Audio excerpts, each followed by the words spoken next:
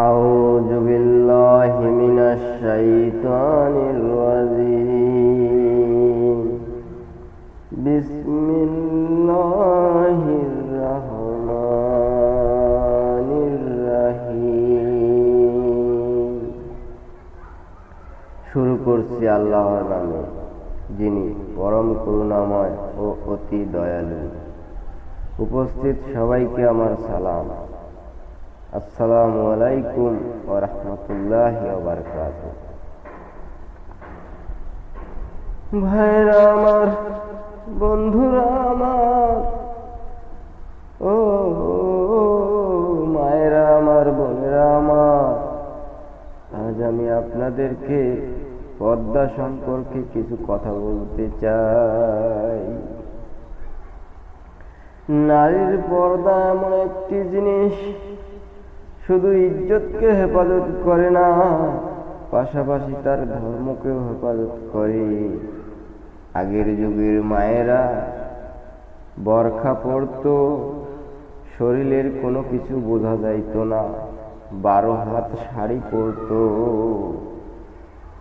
কত সুন্দর চলাফেরা করতো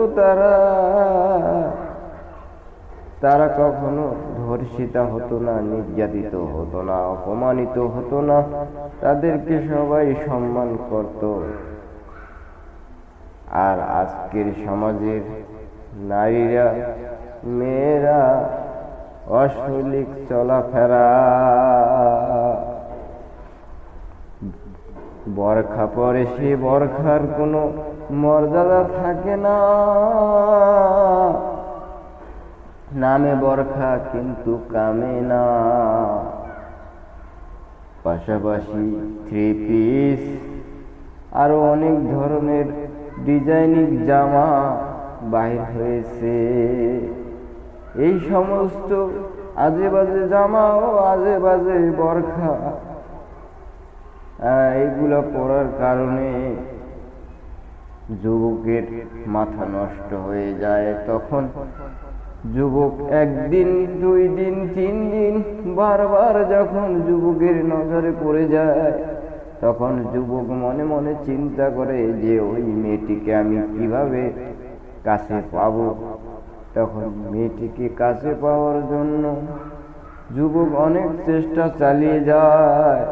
অবশেষে যখন ব্যর্থ হয়ে যায়, তখন রাস্তায় যখন হঠাৎ একদিন ফাঁক পেয়ে যুবক মেয়েটিকে জোর করে ধরে নিয়ে যায়, গোপন এক স্থানে নিয়ে তাকে ধর্ষণ করে নির্যাতিত করে।